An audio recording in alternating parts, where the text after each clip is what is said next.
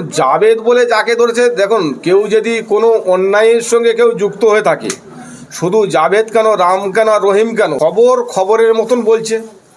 খবর যখন একটা রটে তখন বিভিন্ন মিডিয়া বলি, বিভিন্ন দল বলি, বিভিন্ন মানুষ বলি, পশ্চিম বাংলার কথা বলছি, সমস্ত সম্প্রদায়ের মানুষ বলি, যে যেমন জানতে পারছে এবং যে যেমন বুঝছে, এবং তার বলাটা তার ব্যক্তিগত ব্যাপার। আমি একটা আজকের কথা বললাম, এই বলাটা আমার তো কেউ শেখায়নি।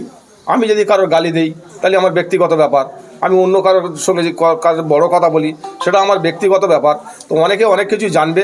নিশ্চিতভাবে আইন প্রশাসন তার সঠিক, যদি দোষী হয় নিশ্চিতভাবে তার দোষী সাব্যস্ত হবে এবং সে সাজা পাবে।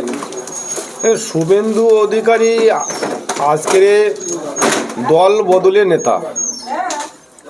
তৃণমূল থাকাকালীন একাধিক পদ গ্রহণ করেছে পরিবারের সমস্ত সদস্যরা, এবং তৃণমূলের থেকে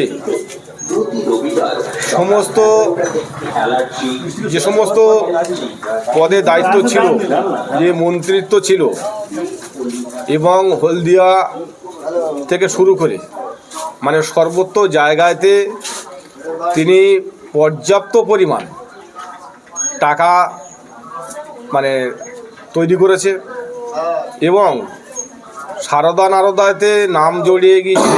আমরা এটা প্রত্যেকে আমরা দেখেছি এবং শুনেছি।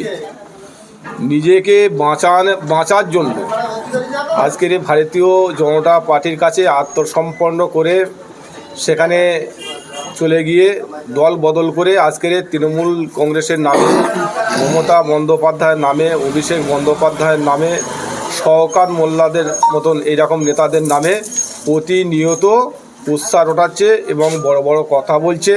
বিশেষ করে সংখ্যালঘু সম্প্রদায়ের মানুষ, সংখ্যালঘু সম্প্রদায়ের যতগুলি নেতা আছে, কখনো বা মন্ত্রী ফিরহাদ হাকিম, কখনো বা মন্ত্রী সিদ্দিকুল্লাহ চৌধুরী, কখনো বা শওকত মোল্লা, কখনো বা শাহজাহান, এরকম যারা, কখনো বা জাহাঙ্গীর, যারা মুসলিম যারা নেতা আছে তাদেরকে বিভিন্নভাবে সাম্প্রদায়িক উস্কানি দিয়ে দাঙ্গা লাগাবার পরিকল্পনা তৈরি করছে। তো পাগলের পোলার মতন বকছে।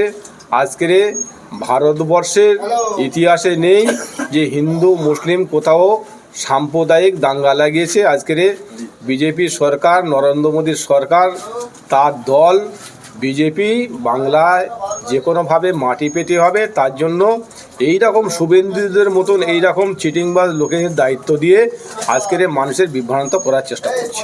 আমরা দেখছি শুভেন্দু অধিকারী আরও বলছেন যে গোসবা হয়ে যে জলপথ যেটা আছে সেখান থেকে বাংলাদেশি অনুপ্রবেশকারী বিভিন্ন এভাবে তারা পশ্চিমবাংলায় আশ্রয় নিচ্ছেন।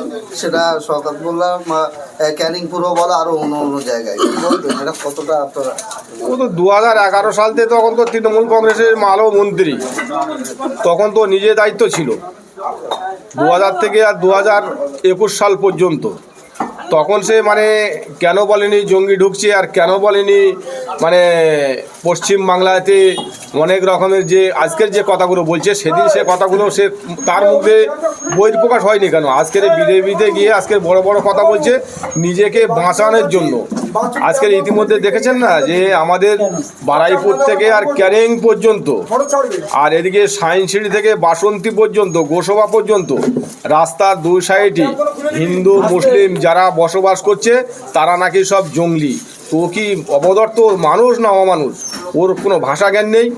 একটা মানে মানুষের অপমান করতে হয়, তাই গোটা বাংলার মানুষের হিন্দু মুসলিম জৈন খ্রিস্টান শিখ ইসাই সকলকে অপমান করছে।